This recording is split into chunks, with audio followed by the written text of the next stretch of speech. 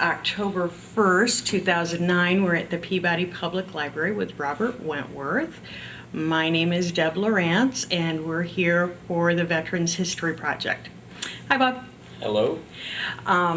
You want to tell us a little bit about yourself? My name's Robert Wentworth, obviously. I work at Builders Mart here in town. Worked there for about a year. Very good people. Served 8 years for the Army Reserves out of Fort Wayne, 221 Ordnance Division. Served a tour over in Afghanistan. Can you tell us about that, or Yes, will you have to go into a little bit. We were deployed April 27, 2004. Got home approximately May 4th or 5th, 2005, so a little over a year. Our company, we had, I think, 200, it was approximately 200, over 200 people. We got split up into about 8 different, 2 countries, 8 different areas.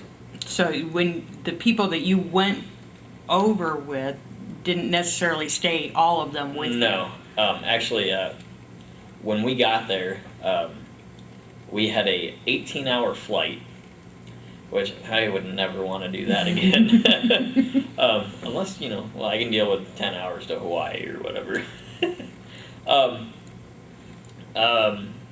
As soon as we got to Afghanistan, it was completely dark.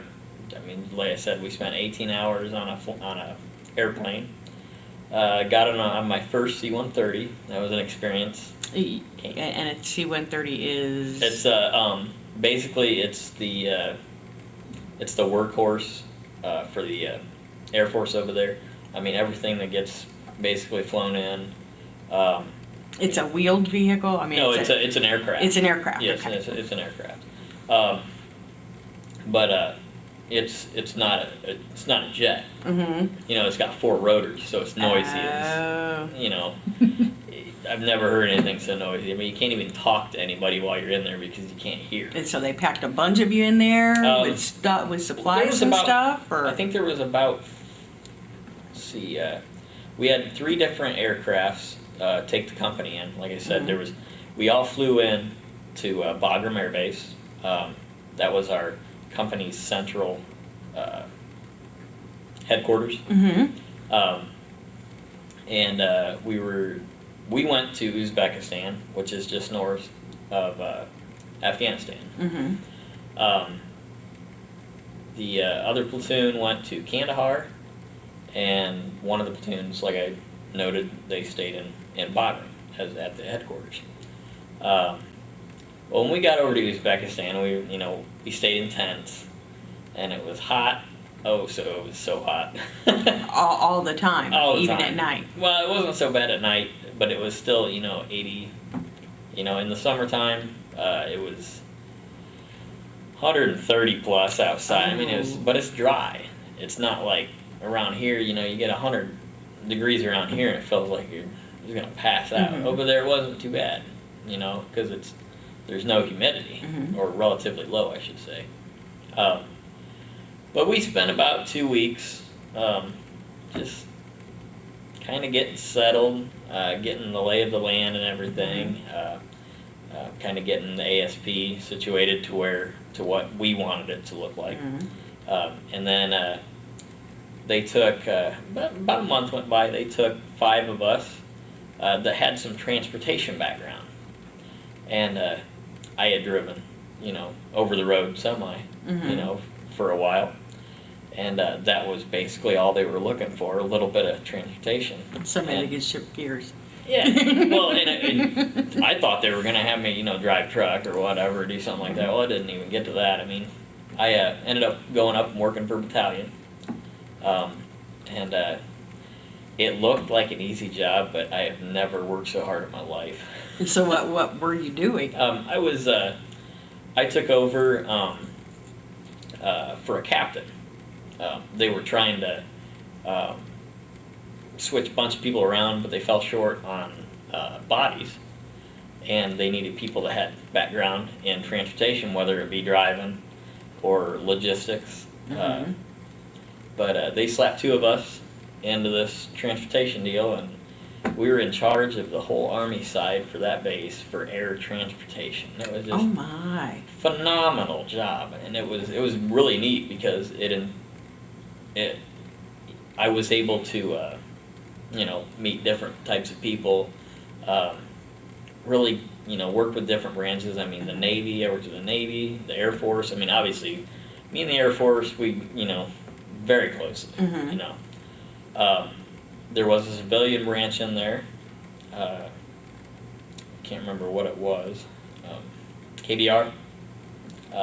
They were kind of the mediator. Mhm. If I needed something, they'd kind of go about doing it, and then they'd actually be the mediator to the Air Force. So I didn't have to always go up and talk to them. Mhm. I'd send my stuff to them, and then. But it was really a neat job. I ordered up airplanes. So you were responsible for the comings and goings. Right. And I was more or less. More or less I was dedicated to the 524, which is a division of the 25th Mhm. Infantry Division out of Hawaii. We basically dealt with them a lot, being that we were the battalion, Mhm. so it kind of centered around us. But my main mission was to order aircraft up for supplies, to take downrange to Mazar-i Sharif, which was the Jordanian hospital. Mhm. I don't know if you ever remember at the beginning of the war, Mazar-i Sharif was just a big deal. Mhm. I don't remember much about it, so if you don't, it's not going to bother me. But the job was really hard to do because not only did I have to contact people that had a higher rank with me and try to get it through to them that, hey, I need an aircraft this way, this and this time. I can't wait, 5 days Mhm. because these people are going to run out of food. Now, Right.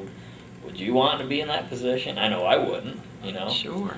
So, but, it was hairy in spots, and mostly my days were about 18 to 20-hour days. I mean, I'd work all day, most of the night, I'd go back, get to sleep.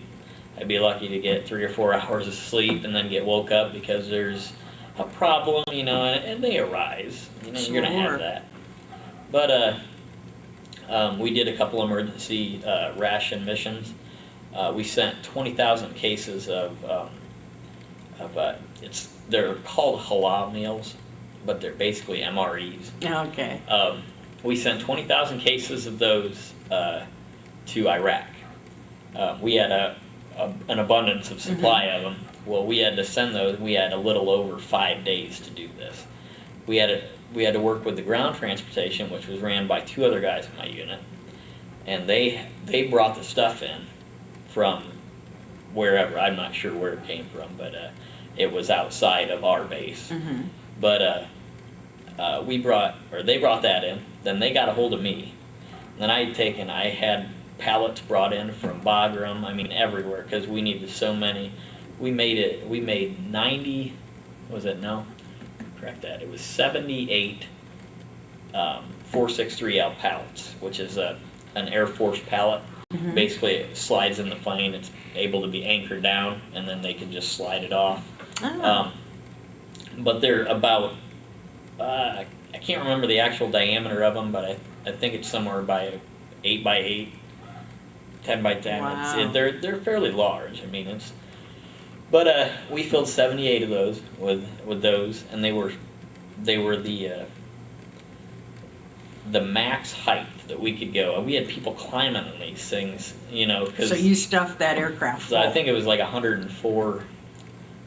Was it 104 inches or something like that? Wow. I can't remember the exact. It's been a little while. Mhm. But we had every single one of those packaged, netted up, and we fell short on nets. We had to get planes in to bring us nets, you know. Oh. And this all had to be done within a little over 36 hours because I needed 2 days Wow. of the 5 days to call up a bunch of aircraft to come and get this stuff. Mhm. And those were the days that didn't get much sleep at all. Yeah, And I'll bet. I'll tell you, it was one of the worst days or worst week of my life because I got respiratory infection, like right at the beginning of it. And I'm out there, you know, with everybody else And of trying course, to get there's this no thing. rest And- for the weary. You still got right. to go. And there was one night, it was probably right dead in the middle of it, you know, and we went back to battalion because it was late at night, probably 11 or 12 at night.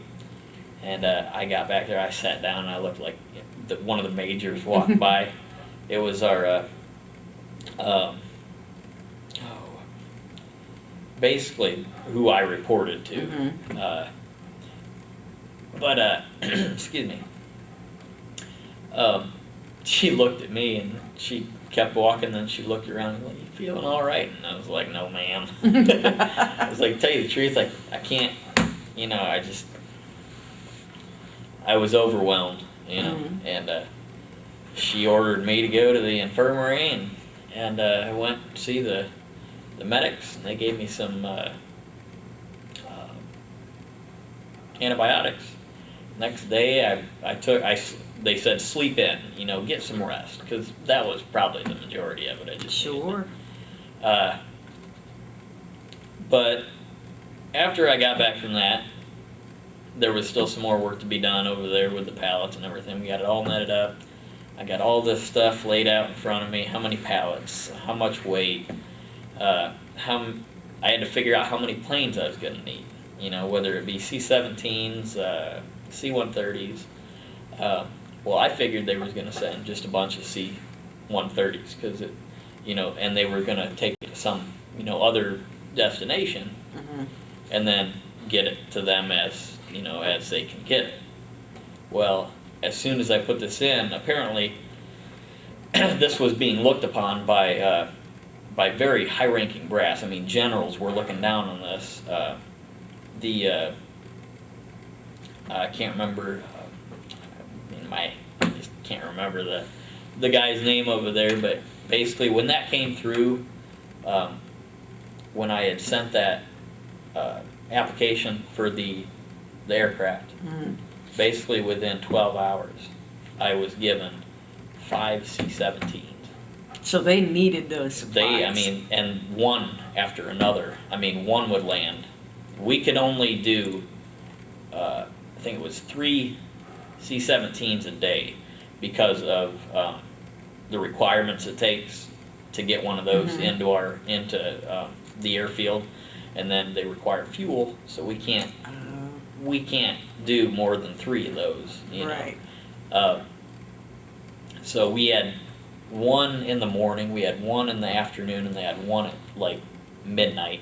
They had one at 8, and then I had another one at like 9 o'clock that night, and it was just one after another, and it was just very taxing, you know. So while these planes were being filled, you're having to fuel them. Where did that fuel come from? Did they have to truck it in? We got most of our fuel. Of course, they had another guy that was in charge of this, but we actually got our fuel from a pipeline. But we were only allotted so much a day. But it was through the Uzbekistan government or whatever that we got this fuel. But and that's a whole other story. Oh, right I'll there. bet. Yeah. But so did you spend your whole time then in Uzbekistan, or did you? Like I said, the first 2 weeks prior, or the first week prior to coming to Uzbekistan, we were in Bagram, and due to my job being in charge of, you know, this, the overseeing all the food and whatnot, supplies, going to Mazar-e Sharif, the commander over there at Mazar-e Sharif wanted to meet and touch base, and so I had to hop on one of the planes and fly out to this. They called it MES for short, but Sure. So I flew out there, and the Air Force is really picky about this stuff because it isn't necessarily a very hot place, but it's hot as in, dangerous. Right, sure. But it's not as safe as what Uzbekistan might be. Okay. So they basically, we landed there, they said, you guys got 20 minutes. You guys, that includes unloading and loading. Wow. And that's all they want to stay, But I got off there while everybody was unloading. I went over and met the Captain Marino, which was there. And we had talked about what she wanted to see happen, and, then I brought up points that would, enable me to do my job better. But then it was just basically a meet and greet, more or less. Sure. But it enabled me to have more or less a day off, so I took that. But after that we flew to Kandahar, and that's where another of our platoons went. So it enabled me to see some of my buddies. Sure. So I was there for approximately an hour. Then got back on the plane, the same one, and we flew over to Terrorism, which Terrorism is it was an FOB, and it was not much to look at, just a couple tents. It's just basically a fire base. Mm-hmm. It was right around the mountains where at the time they suspected Bin Laden to be hiding out at. So it was it was very engaging. There was a lot of kills around there. Mm-hmm. There was a lot of injuries, a lot of sightings, whatnot, of enemy. Mm-hmm.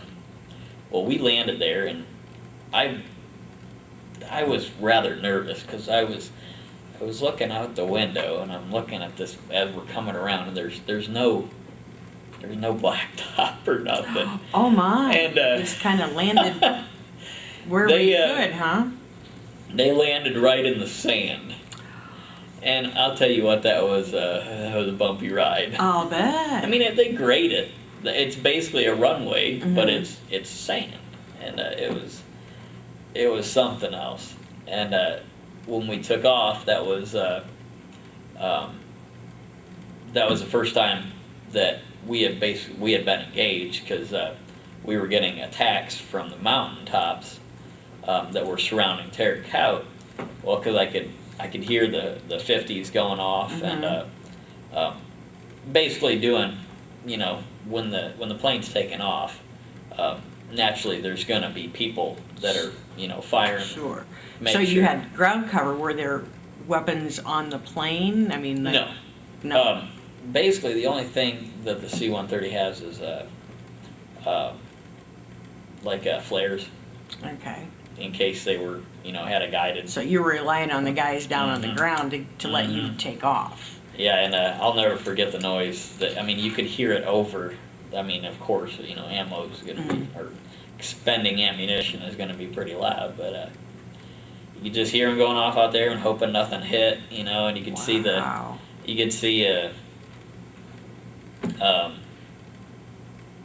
they were very poor shots. You'd be watching and they'd come up short because most of it was RPGs, Mm-hmm. and they have horrible aim. I shouldn't say horrible aim, but the RPGs themselves, they don't go straight. Mm-hmm. More or less, we got out of there, and one of the officers up in the cockpit came down and asked if he had knew me from previous missions, because I'd used their plane before, and we had talked before. So he's like, "Hey, you want to come up there and fly and sit in the cockpit and check it out, have a different view?" And I was like, Well, yeah. Sure. So I went up there and it was beautiful. I mean, just seeing everything. You know, you had a little window down there where you were sitting at. You know, below you couldn't see crap, and So up there you got the whole window. You just see so much. We had flew back over Bagram, but we didn't actually stop, and that was pretty neat because we had, you know, that's where we had originated from. But yeah, we landed back at Uzbekistan later that night, and I had some work to do again, and I just went on with my duties. But 2 weeks before we left,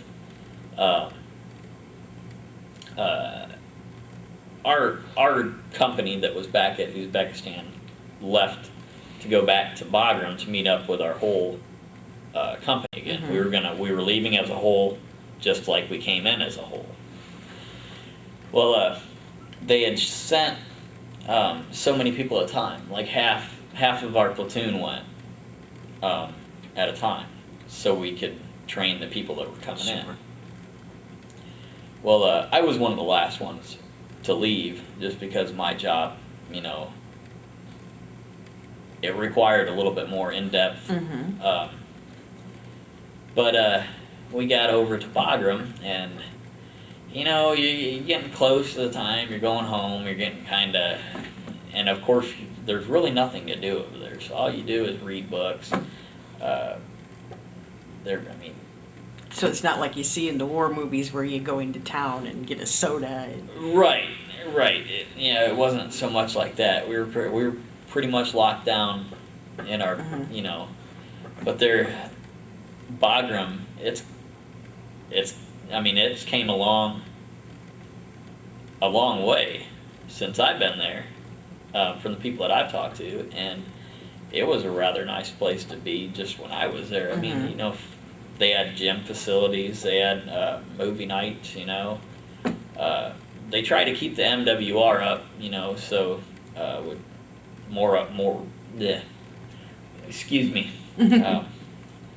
was it moral welfare and recreation or something like that? Just so, you know, you don't get people down, you know, thinking about everything, you know. But now these facilities were built by the United States, or that was something that was already there? The Bagram used to be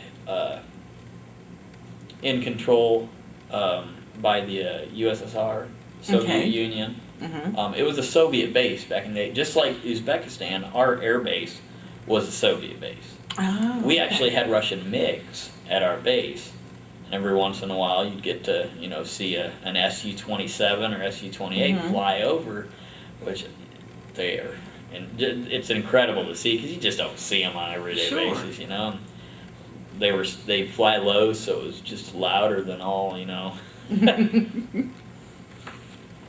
But like I said, I want to say it's about a week out from our when we're leaving to go back to the States, and I was laying in bed, and we had bunks, so I was on the top bunk, and I had just I think I was reading a book. I couldn't tell you what it was, but I had just laid down, just closed my eyes, kind of just getting to, you know, relax and everything, and here you start hearing these just loud pitch noises, and you can hear them getting louder, and then you just felt the ground shake, and I knew what it was. I immediately woke. I just, you know, came to life, came up. Here comes another one. It just get a high pitched noise. You know, it's like I can't describe it. It's like a whirring noise. And you could hear it go over us. I mean, it just went right over the top of us, and there it is again. It just hit. It hit somewhere probably about 100 yards from us, which is pretty close. I mean, it's not real close, but it's close enough to shake the hell out of, you know. So everybody's, you know, getting out of bed. Everybody's, running outside, running to the bunkers because, we're getting attacked.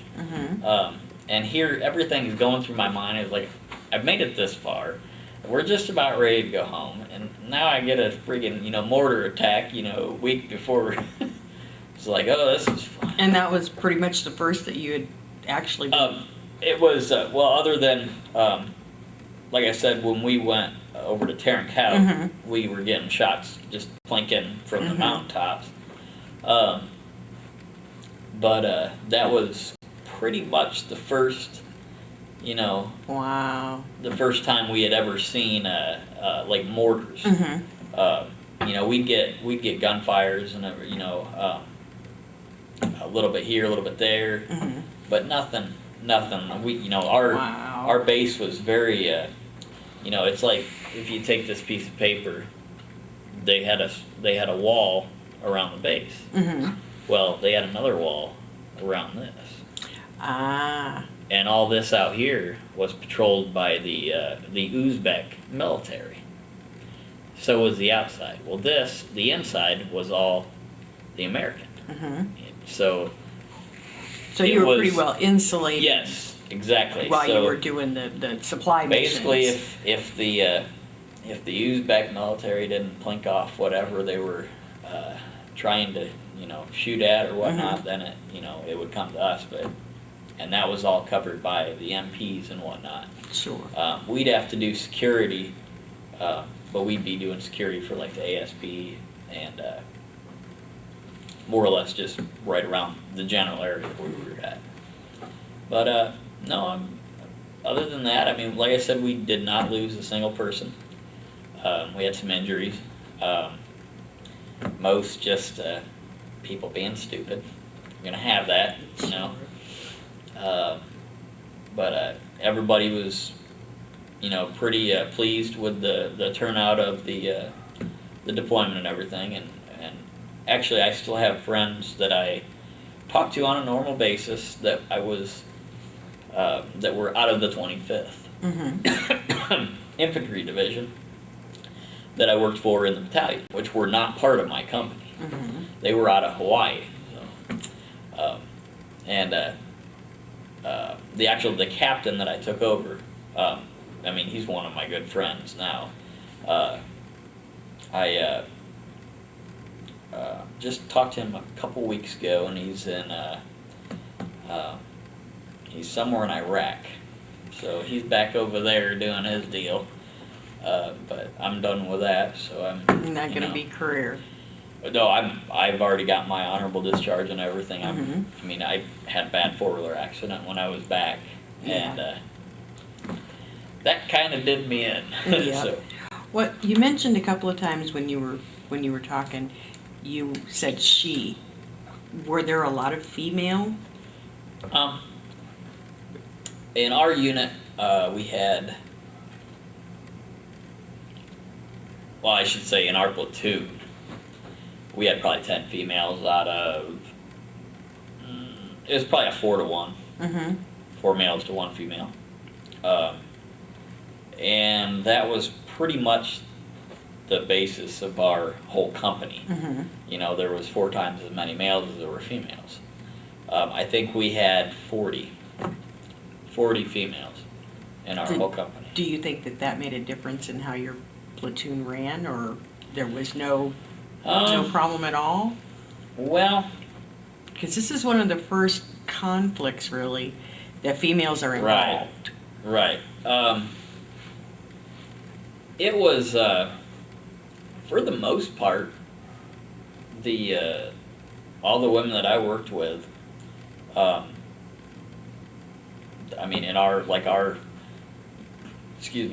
in our platoon, around our general area, at the base, very professional.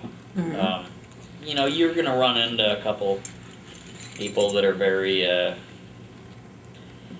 what's the word I'm looking for? Irresponsible. Okay. Do stupid things. We did have a couple of those. But, with the same, going in that, with the whole, having women and males in the same, area, things happen. Yeah. You know, we had 2 people get sent back to the States due to pregnancies.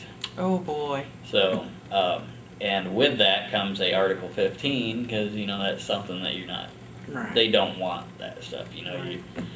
And that is a big deal over there now. Even, I mean, I don't know what it was like years ago. Obviously,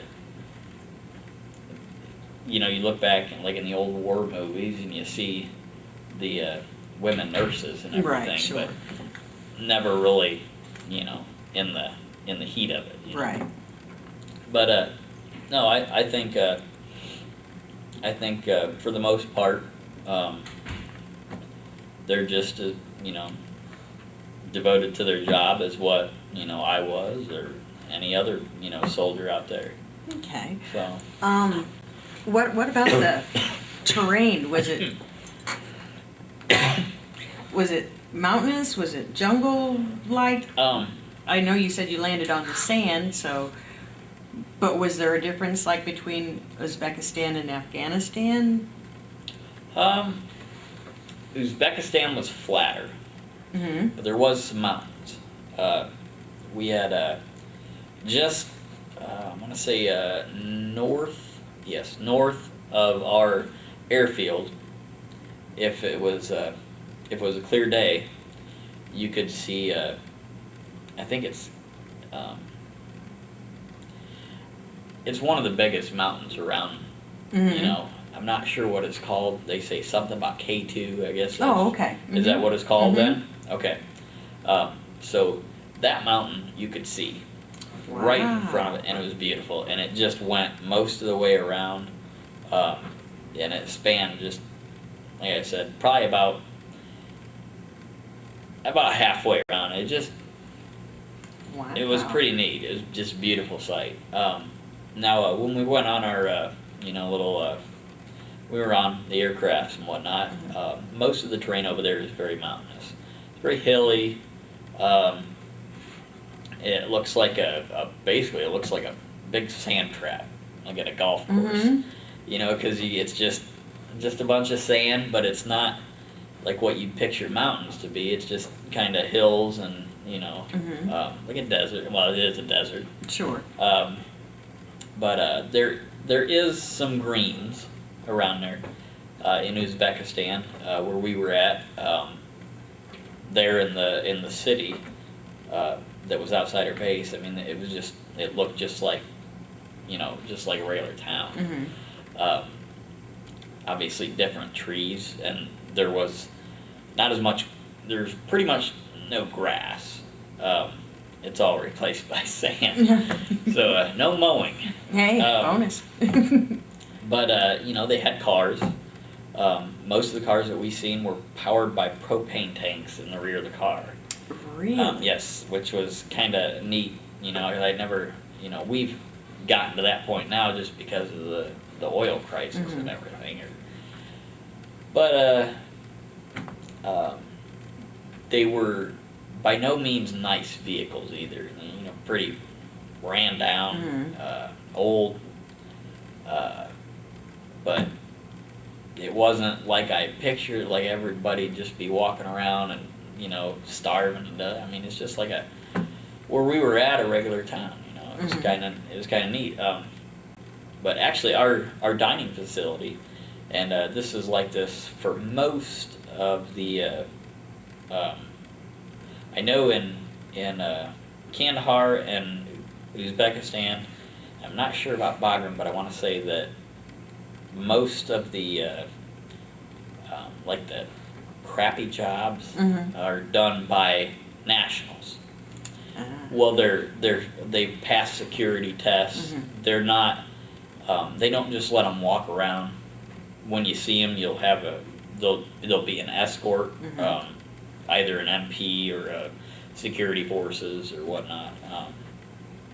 But our dining facility was ran completely by. Well, I should say ran. It was pretty much completely done by the Uzbek nationals out there. Which, with that came recipes of natural, you know, their national way of life, or Mm-hmm. lamb chops. I never had lamb Mm-hmm. until going over there, and I just fell in love with it. Oh, really? My God, it was so good. Cool. But they had different dishes and whatnot, but they don't believe in deodorant either. Oh, boy. So, yeah. But they're required, just like in any dining facility. They wash, Mm-hmm. they wear gloves, so they try to make it as nice as possible with what you're given. Sure. So we had a new gym put in towards the last part of our deployment, and it looked like a miniature RCA dome. Oh, my. It wasn't big. It was probably about the size of this library, Mm-hmm. which actually is a pretty good size. But it was dome. It was dome shaped, just like Wow. But it was neat. It was very nice. Of course, it was all built by more. I think it was aluminum Mm-hmm. is what the outside was constructed of, but that was put up by both the engineers and nationals also, or locals. Mm-hmm. Locals would help with that. So we had a coffee place down there. It was called the Green Bean, and I have never spent so much of my hard-earned money on coffee in my life. Was it Uzbekistan No. coffee, or it was? It was like Starbucks. Oh, my. And it was just about a block down from where I work. So every morning, 365 mornings approximately, me and my two other captains, my assistant, or I don't know what you call him. He's basically from my unit, me and him, Mm-hmm. But and then it was one of the other ground guys. We were all pretty good, tight-knit operation, and we'd all go down there to the Green Bean and get us some cafe mochas. Oh, my. Oh my Lord! And it sounds nice, but that was kind of a nice thing to have. But Mm-hmm. at $3 a pop, can you imagine how much money I Yeah. spent? And we Yeah. didn't have just one a day. Usually it was one or two or three. So I probably spent $1,000 or more on coffee while I was there. Yeah, small pleasures. Yeah. Speaking of that, you said you like to read a lot. Did your family send books? Did the service have books available for you? Basically, let me go back to that.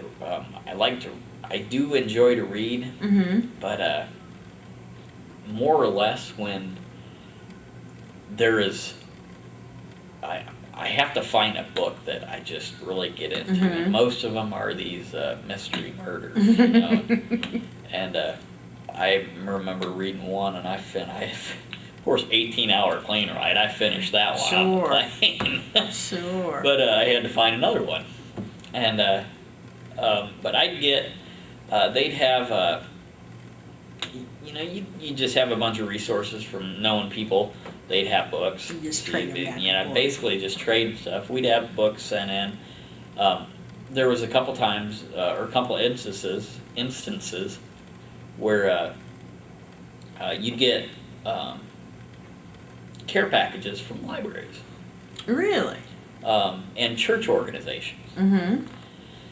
Well, obviously, the best thing to send is magazines, books, and they'd send all the baby wipes and stuff like that. But I mean, the books and the magazines, they go like hotcakes, just Yeah.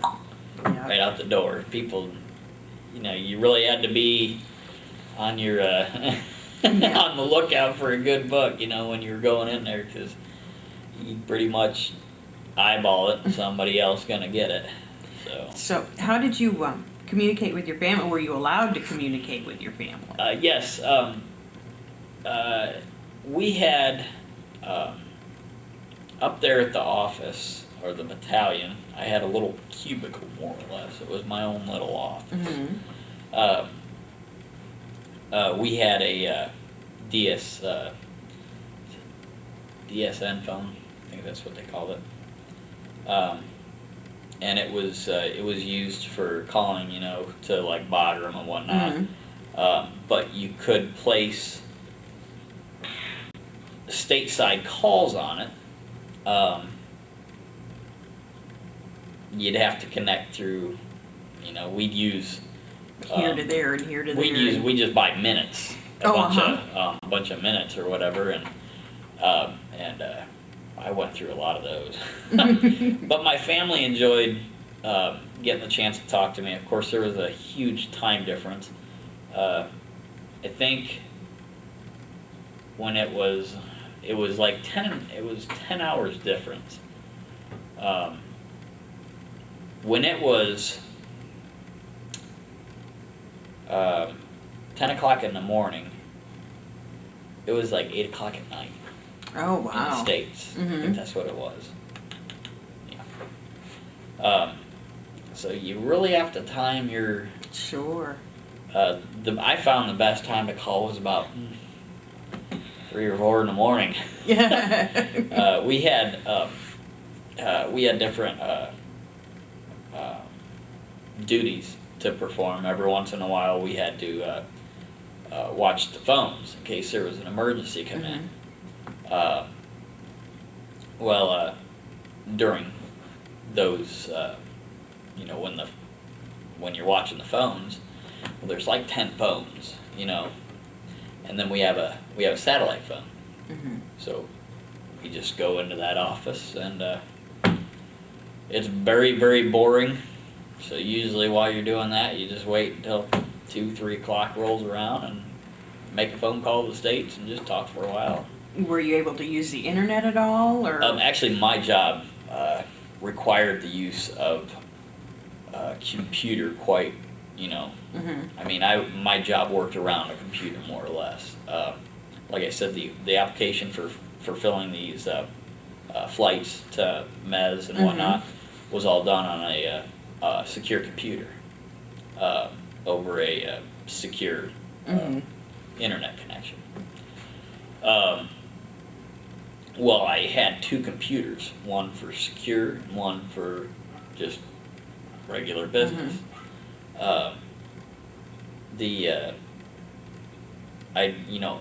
one thing that I rather enjoyed was, I was an E4, which is a specialist, which is more or less, you shouldn't have that much responsibility. It was kind of, I think I was rather lucky. I mean, my job, like I said, required a lot of time and sacrifice. But at the same time, I had my own computer that I basically used, I could do some work, take a little break, read a couple emails that I got. So you could email your family and your friends. And most of the time, I'd say that for the evenings. It was a lot less hectic. The time we'd started at 7 o'clock. Our first briefing would be at 8 o'clock. Brief the colonel at 8:30, which my job required me to learn how to do PowerPoint. And I'd never done PowerPoint before. Well, so I had all my captain buddies, which are, they were pretty good with PowerPoint, considering their job revolved around it. Well, like I said, I'd taken over for that captain, so I was put in his position. So I was like the head of that. They called it air transportation. It was in the log cell. The first time I briefed the colonel, it was we had went over to the Air Force building. They have a nice little more or less like a horseshoe-shaped conference table, and a big screen. You know, you'd put hook the laptop up to one of the what are they called? I can't Oh, remember. the little projector thing. Projectors. Thank you. I just don't work around those much, so you know. But mine came up, and I'd have, you know, different bullets on here, and you know, the first couple I had a lot of help on. I mean, a lot of help. But it was all me when we had to brief. So I'm sitting here like, you know, the night before going over my bullets, you know, memorizing this stuff because I've got to brief a lieutenant colonel that, you know, this, you know, we just don't work around lieutenant colonels a lot. So I was so nervous. And my buddy Captain Aces, he looks at me. He's like, "You got no issues." He's like, you can do this. You can do this better than me." And I looked at him. I was like, "Hey, that's funny." He's like, I don't think I don't think this is gonna go too well. But the first one, it was a little hairy, but it wasn't bad. Well, over the course of time, I was getting kind of creative with my PowerPoint, and I remember making one. And it really got everybody to laugh because I was the only person to do something like this. I animated my PowerPoint. Oh, wow. Well, at the beginning when it said, you know, my name and air transportation, I had a little plane fly over. And the colonel looked at me, or the lieutenant colonel looked at me. He smiled, nodded his head, and everybody was kind of laughing a little bit because it just kind of broke the ice, you know. Sure. It was really something that nobody. Think of the military being woof woof. Yeah. And he enjoyed a everybody little liked creativity. it, and I wasn't trying to be comedian, you know, a comic or anything. I just, you know, that was my way of saying, "Hey, I'm getting the hang of this. I'm doing this." Yeah. But it was a lot of fun. And there was a couple times that you know, you mess up. You got to take the heat, but it sucks being an E4 when you got to listen to a major, and she's just ripping your, you know, just When you mess up at battalion, you get the axe. I mean, it's just. But that didn't happen. That was once, I think, and that was purely my fault. You know, and I think it was just I had put, it was something rather stupid. I remember what it was. We had a hiccup that morning on one of the flights. Well, we ended up fixing it. But what it was is these two passengers missed their flight. Oh. All right, and I told them the night before, be there 8:30, or I can't remember what time. It was early in the morning. It was earlier in the morning. Well, we had went down there, me and Lamont, which was my you know, coworker, assistant, whatever you'd want to call it. We went down to the where the passengers were supposed to meet, PAX terminal. We'd basically check them in, get all their stuff squared away, and then we'd leave.